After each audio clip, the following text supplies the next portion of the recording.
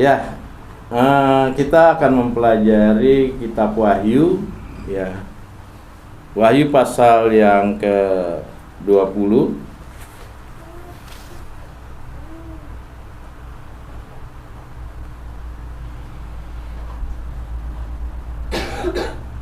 Pasal 20 ayat yang pertama sampai ayat yang ke-6.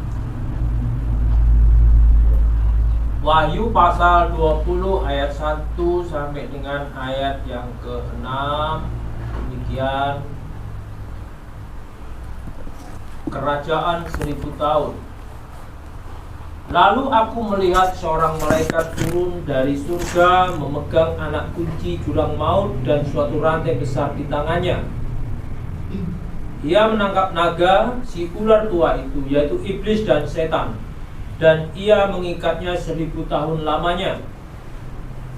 Lalu melemparkannya ke dalam jurang maut dan menutup jurang maut itu dan memeteraikannya di atasnya, supaya ia jangan lagi menyesatkan bangsa-bangsa sebelum berakhir masa 1000 tahun itu.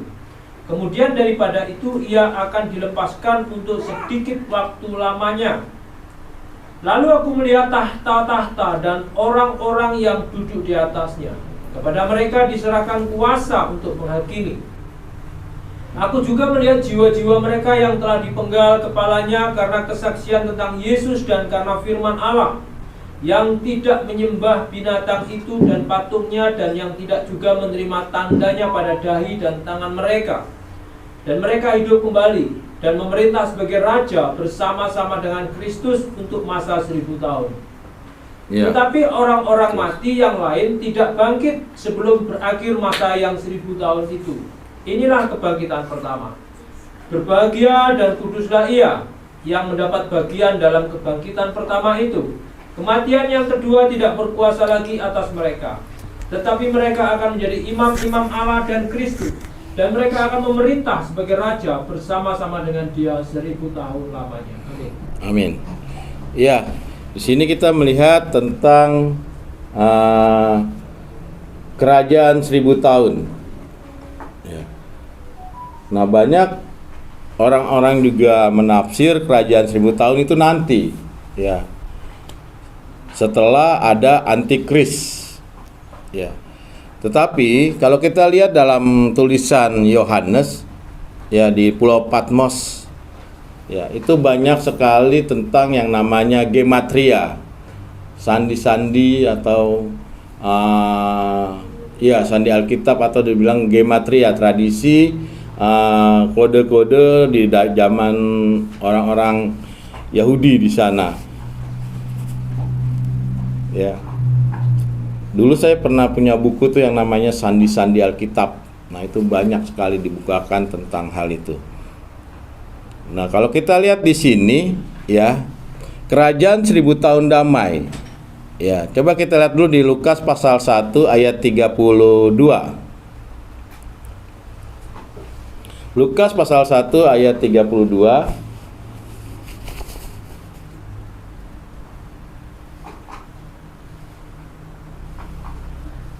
Boleh bacakan? Ia akan menjadi besar dan akan disebut anak Allah yang Maha Tinggi. Dan Tuhan Allah akan mengaruniakan kepadanya tahta Daud, bapa leluhurnya. Ya. Lukas pasal 1 ayat 32 dikatakan ia akan menjadi besar. Ya.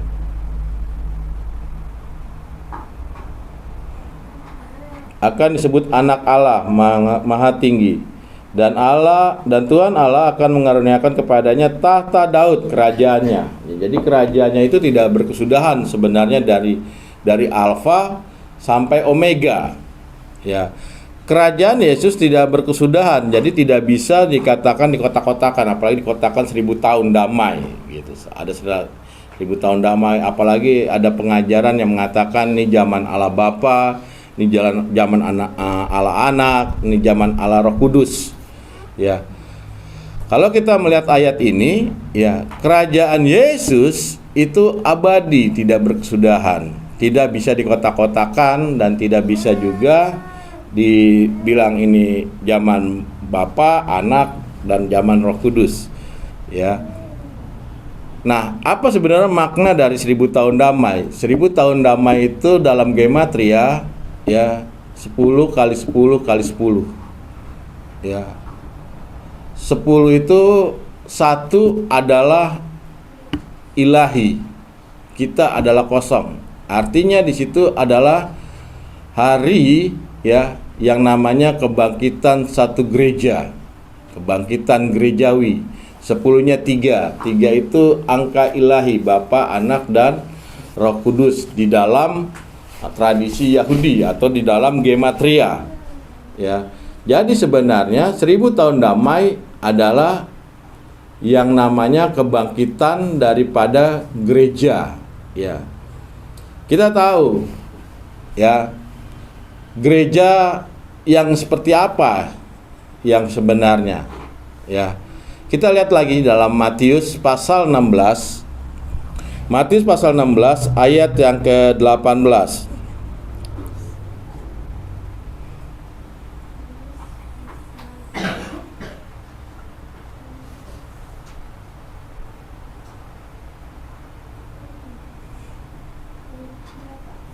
Matius pasal 16 ayat 18. Matius pasal 16 ayat 18. Dan aku pun berkata kepadamu, engkau adalah Petrus, dan di atas batu karang ini aku akan mendirikan jemaatku, dan alam maut tidak akan menguasainya. Ya, aku akan mendirikan gerejaku. Siapa aku? Yesus. Ya, dikatakan kago desu lego hoti. Sei Petros. Ya, Petrus ini adalah Petrus, oknumnya. Siapa Petrus? Para rasul. Rasul murid Yesus di sana. Ya. Jadi, Yesus katakan akan dirinya di atas para rasul gerejanya. Nah, gereja ini atau dikatakan di dalam konteks bahasa aslinya itu eklesia atau gerejanya, bukan jemaat. Di atas Petra. Ya, Petra itu adalah feminim. Ya, feminim yang jenis kelaminnya adalah wanita. Ya. Jadi Yesus katakan di atas para rasul dan landasannya ajaran apostolik aku dirikan gerejaku. Itu maksudnya. Jadi bagaimana kalau gereja yang tidak ada landasan daripada apostolik? Ya. Karena dikatakan gereja yang satu. Itu sebabnya di Iman Nikea dikatakan gereja yang satu, kudus, ya, Katolik dan apostolik. Ya, Katolik itu universal, apostolik itu ajaran para rasul dasarnya. Ya. Yang satu, tidak dikatakan gereja-gereja, tapi gereja. Ya. Nah, inilah kebangkitan gereja daripada apostolik hari-hari ini. Ya. Dulu waktu saya belum bergabung di gereja apostolik, di gereja ortodok, saya belum pernah dengar ajaran ortodok kecuali daripada BN. Ya, Bambang Nursena. Tetapi ya, hari-hari ini banyak sekali timbul pengajaran-pengajaran ortodok orang-orang muda di sosmed. Ya, artinya memang inilah kebangkitan gereja yang satu dan ya. Inilah masa daripada 1000 tahun damai. Lalu dikatakan, lalu aku melihat seorang malaikat turun dari surga memegang anak kunci jurang maut dan rantai besar di tangannya. Ya, saya nggak tahu nih rantai besar nih sebesar apa rantai ini nih. Ia menangkap naga, si ular tua. Kenapa naga dikatakan ular tua? Ya, kemarin sebenarnya saya sudah jelaskan kenapa naga dibilang ular tua. Karena ya, simbolik daripada naga adalah malaikat yang jatuh dalam dosa Lucifer. Dibilang ular tua itu sebelum dunia ada, naga sudah ada. Ya. Itu makanya dibilang si ular tua. Kenapa simboliknya ular? Ya. Sudah saya jelaskan ya dalam minggu-minggu lalu ya. Itu hanya simbolik, buat simbolik yang namanya iblis. Ya. Si ular tua itu yaitu iblis dan setan atau satan, dan ia mengikat 1000 tahun damai. Ya. Nah, kita lihat dulu di dalam Efesus pasal 6 ayat 12.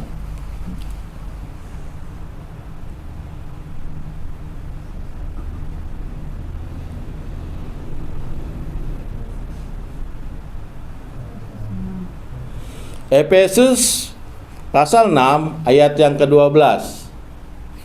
Karena perjuangan kita bukanlah melawan darah dan daging, tetapi melawan pemerintah-pemerintah, melawan penguasa-penguasa, melawan penghulu-penghulu dunia yang gelap ini, melawan roh-roh jahat di udara. Ya, jadi iblis sama setan itu apa? Roh jahat. Ya. Jadi kira-kira ya, roh itu bisa dirantai nggak? Bisa diikat nggak roh dengan rantai? Enggak ya. Tapi di ayat pertama dikatakan, lalu aku melihat seorang malaikat turun dari surga, memegang anak kunci jurang maut dan suatu rantai besar di tangannya. Ia menangkap naga si ular tua itu, yaitu iblis dan setan, dan ia mengikat 1000 tahun lamanya. Itu berarti ayat ini adalah simbolik.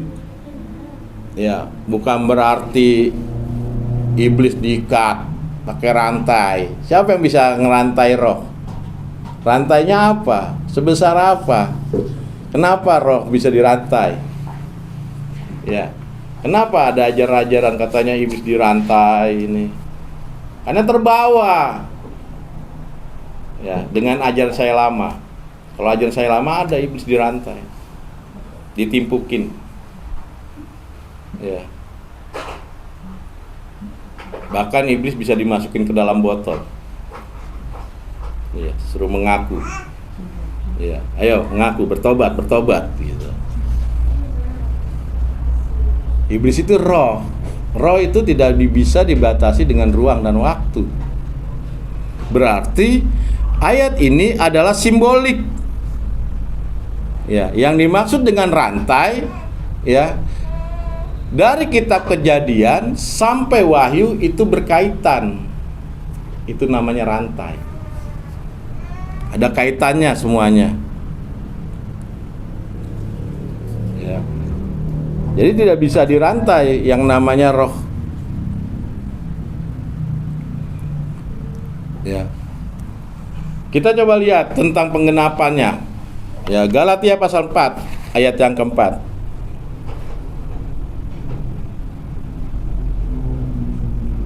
Galatia pasal 4 ayat yang keempat.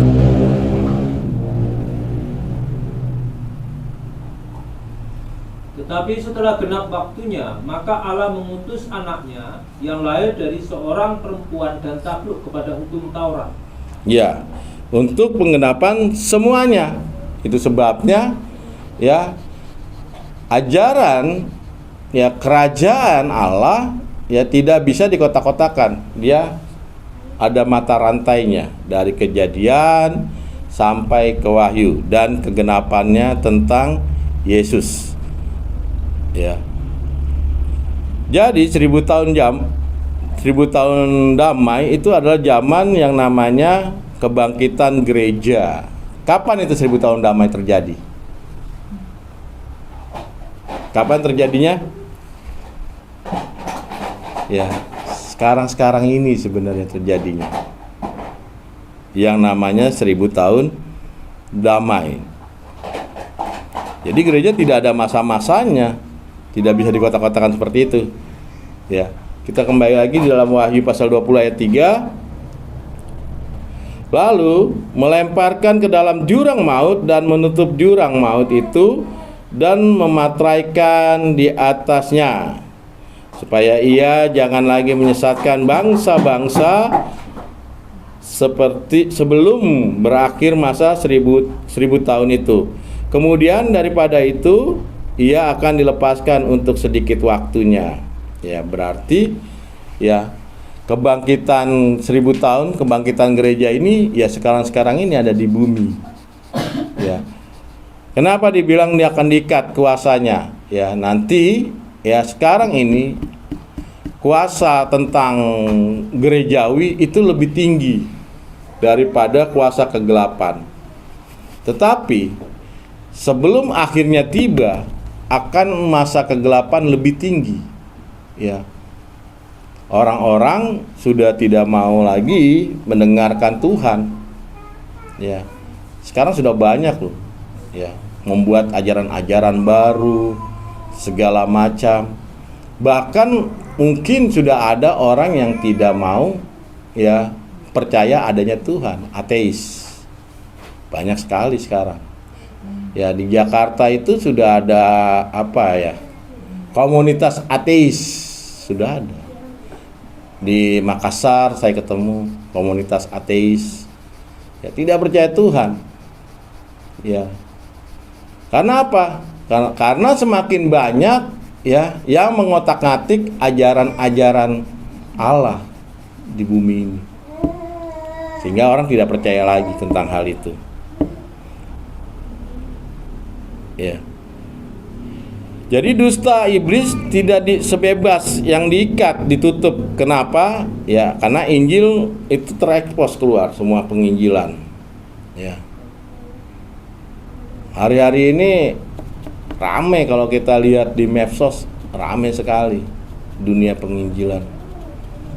Ya. Sehingga tipu daya iblis dibatasi kegerakannya karena saat ini kebangkitanlah gereja itu sendiri. Ya. Kalau kita lihat di dalam Wahyu pasal 13 ayat yang kedua, Wahyu pasal 13 ayat yang kedua,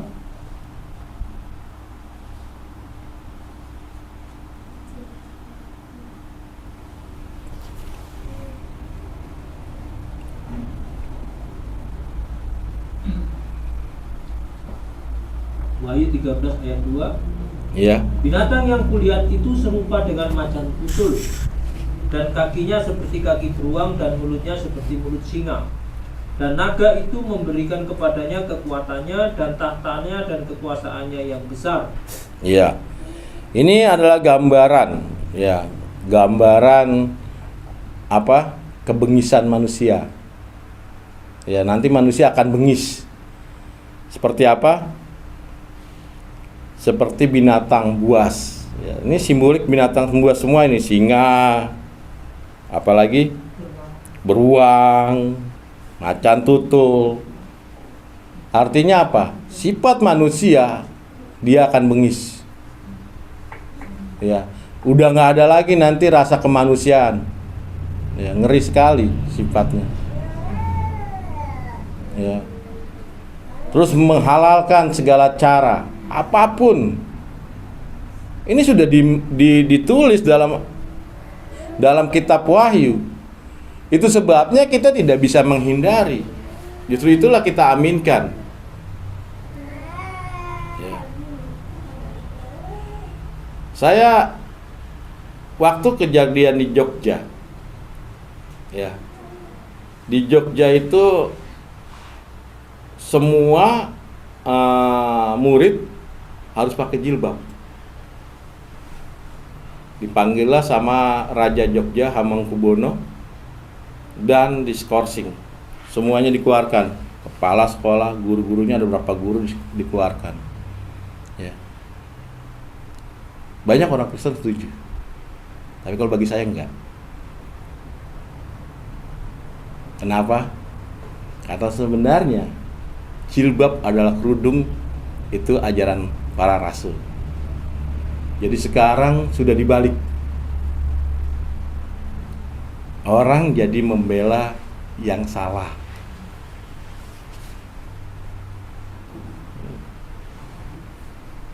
Apakah kerudung ajaran satu agama tertentu aja? Kan tidak. Saya sudah jelaskan di medsos. Ajaran kitab Talmud Yahudi halaman 6 menjelaskan tentang kerudung. Ajaran di para rasul di Korintus menjelaskan tentang kerudung. Ya, coba kita lihat dulu lagi. Korintus pasal berapa itu? Tentang kerudung.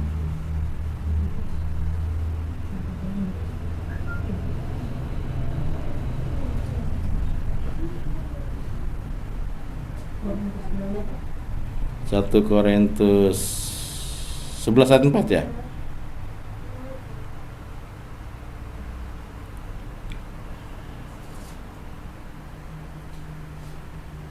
Coba diketik tentang kerudung. Kerudung.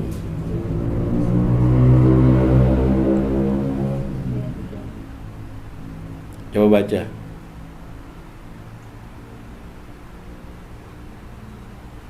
Hiasan kepala wanita. Iya. 1 Korintus 11 ayat yang kedua, aku harus memuji kamu sebab dalam segala sesuatu kamu tetap mengingat akan aku dan teguh pegang pada ajaran yang kuteruskan kepadamu. Tetapi aku mau Ajaran yang aku teruskan kepadamu. siapa aku? Rasul Paulus. Berarti ajaran yang diberikan oleh Rasul diteruskan kepada siapa? Kepada kita. Apa ajarannya?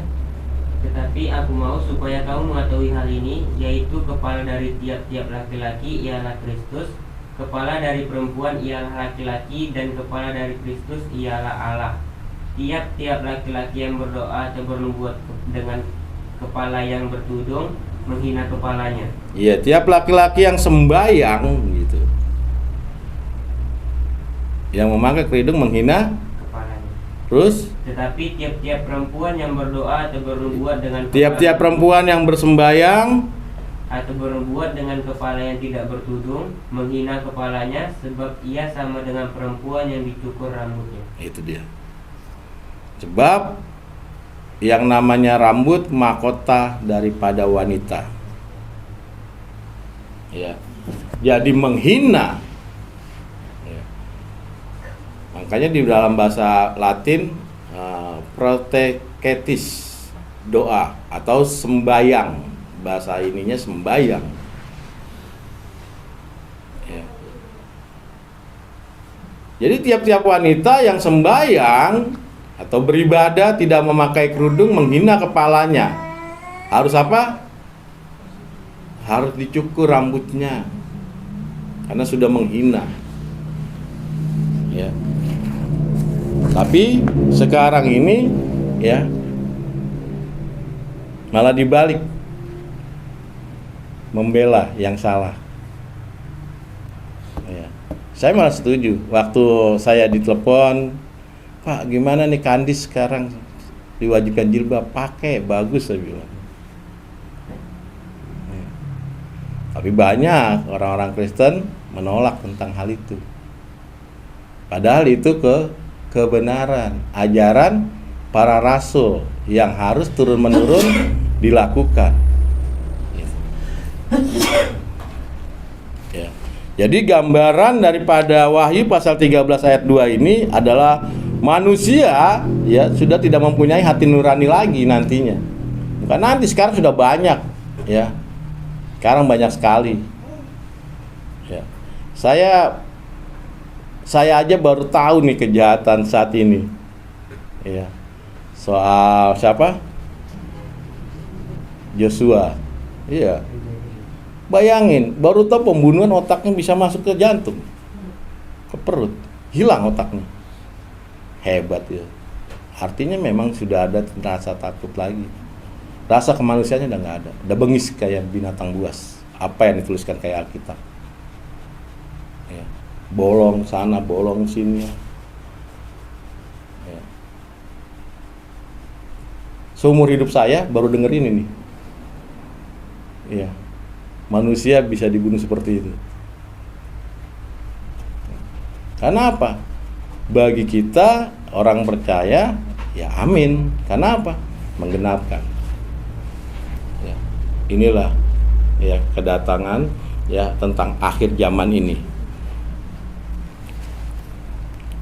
Ya. Jadi Antikris itu adalah manusia yang diberikan kuasa oleh iblis nantinya. Bengis. Ya. Antikris ya manusia yang mengangkat dirinya sebagai Allah. Itulah antikris. Ya. Makanya dia tentang ayat keberapa tuh yang binatang yang bilangannya 666. Wahyu berapa itu?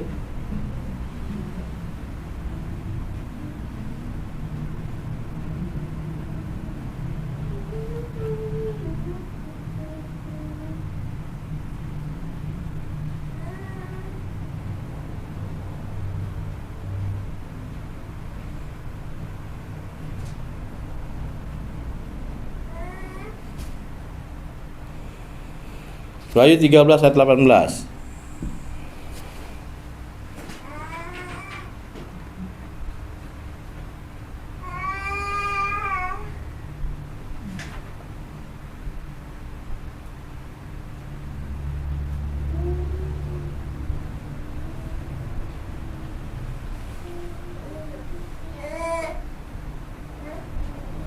Coba bacakan Wahyu 13 ayat 18. Yang penting di sini ialah hikmat.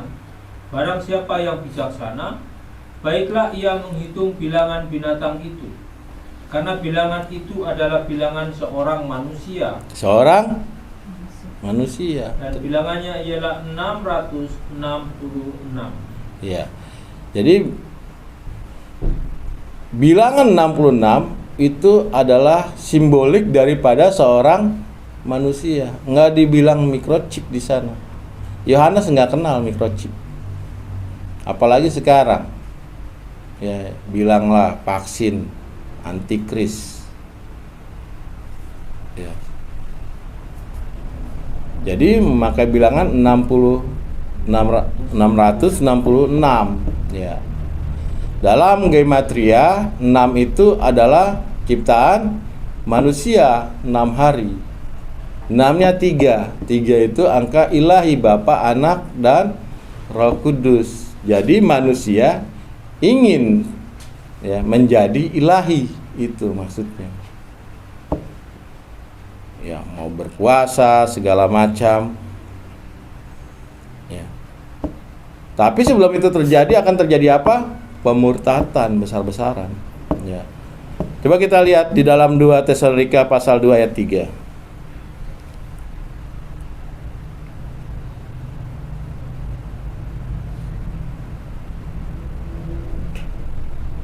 Janganlah kamu memberi dirimu disesatkan orang dengan cara yang bagaimanapun juga.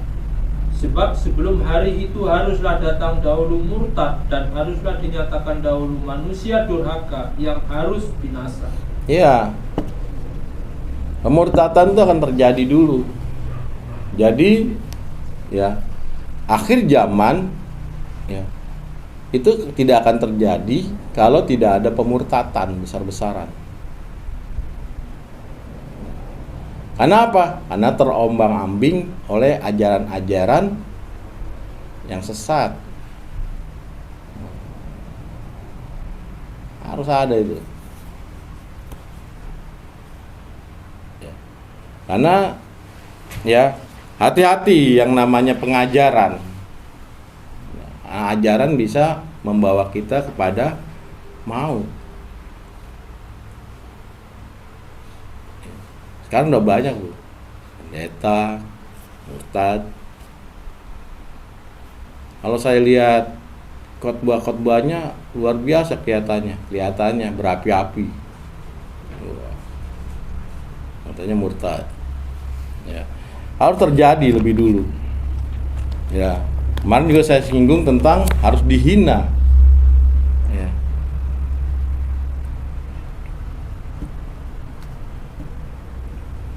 Dan kita lihat semua ya itu ada ya. Jadi tanda 66 itu bukan microchip ya, dulu bukan microchip, dulu apa namanya, barcode. Dari barcode ya ke KTP, ATM dulu, ATM, kartu kredit, microchip, terus ke KTP, dari KTP terus kecil sebesar biji gabah, jar gabah, dimasukkan katanya di tangan dan di dahi. Nah sekarang udah berubah lagi nih, cairan, di mana? Di vaksin. Jadi kesannya itu nubuatan Allah berubah-berubah, nggak pasti. Ya, udah gitu ada lagi orang Kristen yang sampai walaupun anak saya nggak dikasih sekolah, diberhentikan dari sekolah, saya tidak akan vaksin. Gitu. Ada. Ya.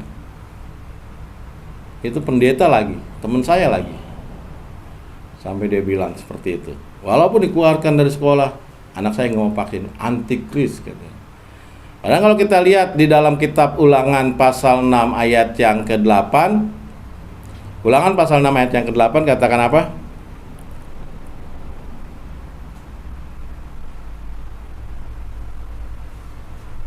Haruslah juga engkau mengikatkannya sebagai tanda pada tanganmu, dan haruslah itu menjadi lambang di dahimu. Nah, apa itu microchip zaman Musa? Di tangan dan di dahi. Ya. Belum ada itu. Gadget aja belum ada. Ya. Coba kita lihat lagi dalam Wahyu pasal 14. Pasal 14 ayat yang pertama.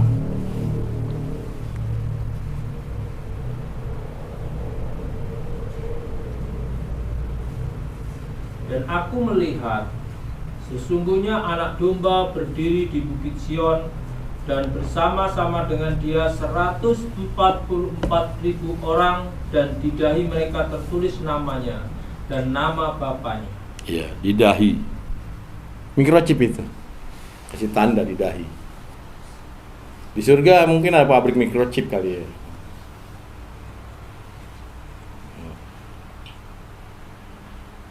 ...144 orang. Ini yang diklaim saksi Yehova. Katanya dia yang masuk surga. Ya.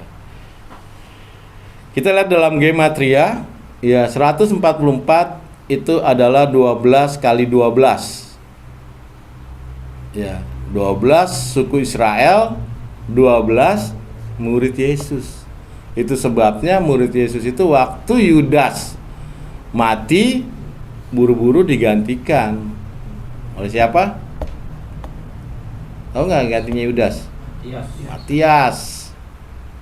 Harus, karena sudah di simbolik itu sudah ada di catatan ya surga. Ya. Jadi juga simbolik akan 12 gereja ya, atau 12 murid. Ya.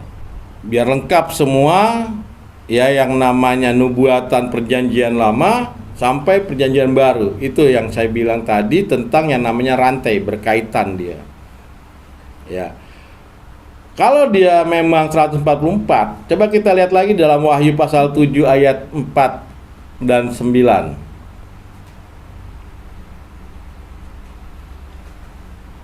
Dan aku mendengar jumlah mereka yang dimeteraikan itu 144.000 yang telah dimeteraikan dari semua suku keturunan Israel. Dari semua suku keturunan Israel, 12 suku.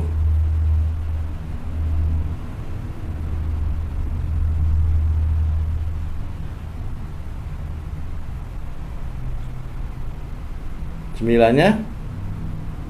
Ayat 9. Kemudian daripada itu aku melihat sesungguhnya suatu kumpulan besar orang banyak yang tidak dapat terhitung banyaknya, dari segala bangsa dan suku dan kaum dan bahasa, berdiri di hadapan tahta dan di hadapan anak domba. memakai jubah putih dan memegang daun-daun palem di tangan mereka. Ya, itu. Jadi banyak. Bukan 144.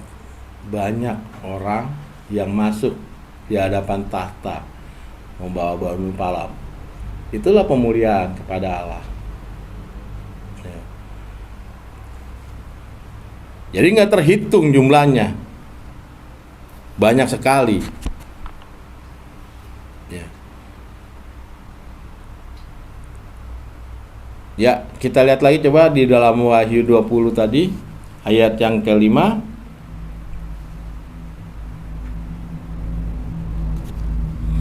Tetapi orang mati yang lain tidak bangkit sebelum berakhir masa yang 1000 tahun itu. Inilah kebangkitan pertama. Jadi pembangkitan pertama, ya, dibangkitkan.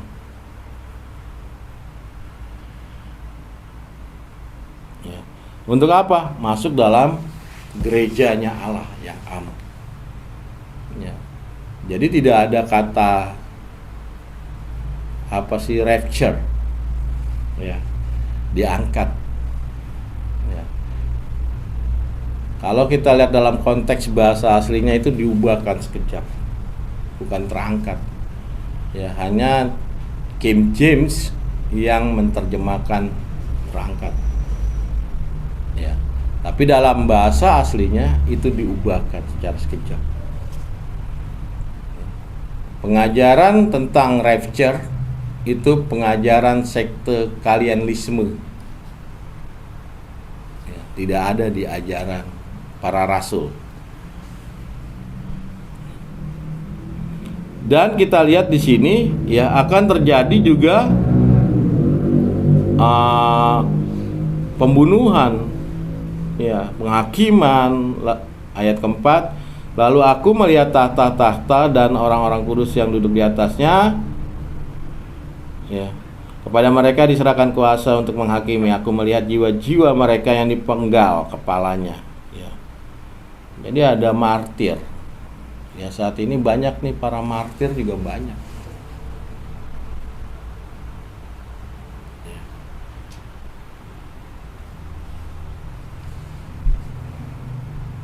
Di daerah Turki, ya, ada itu Romo siapa yang lagi mimpin liturgi, dikejar sama orang Kristen, itu dibunuh, ya, di Turki. Jadi banyak sekali para martir yang terjadi. Ya. Kalau kita lihat dalam hal ini, ya, inilah kebangkitan tentang roh. Ya, kita lihat dalam Efesus pasal 2 ayat 5.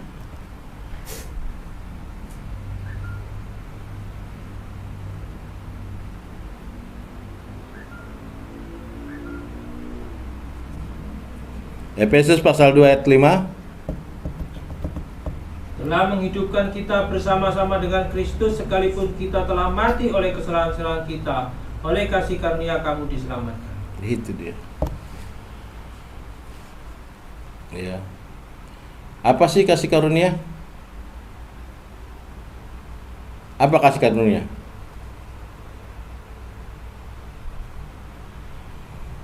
Kasih karunia adalah firman yang menjadi manusia, yang berteosis pada kita. Itu kasih karunia.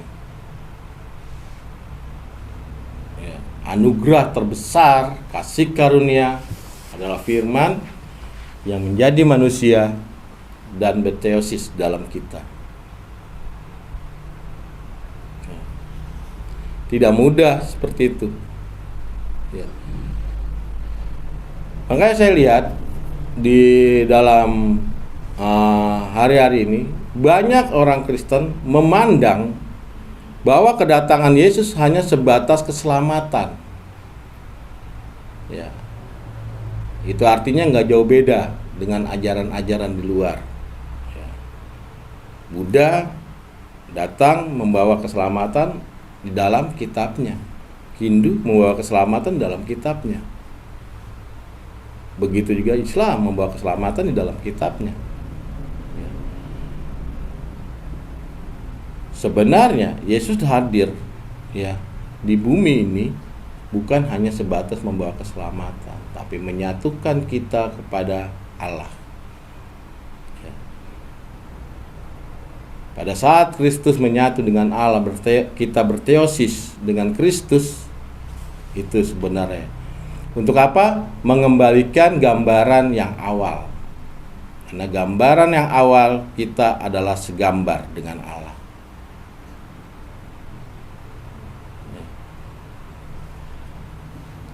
Itulah kejarlah kita berteosis. Semua masing-masing pribadi lepas pribadi. Jadi kerajaan 1000 tahun ya ada dalam gereja pada masa sekarang ini sebenarnya. Ya. Nah, di situ disebutkan kematian pertama. Kematian keduanya kapan? Pada saat di neraka, Tartarus. Ya, bagi orang-orang yang memang tidak taat, yang tidak mau berteosis kepada Kristus. Ya.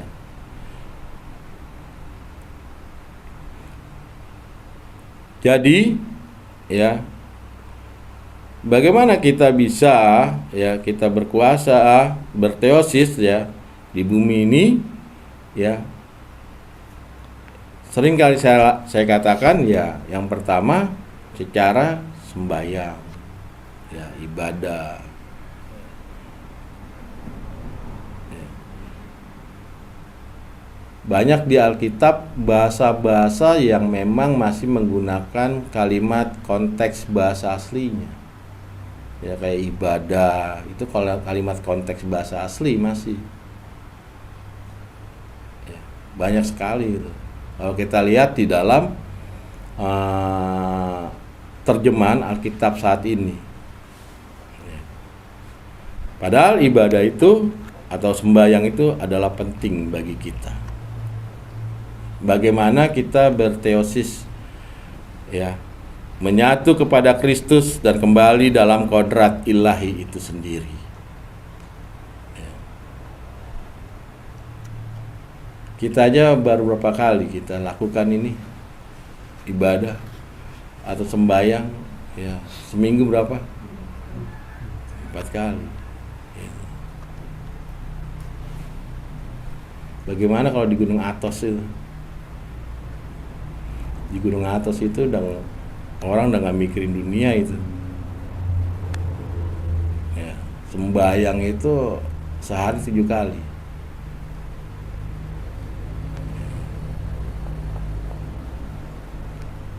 Ya.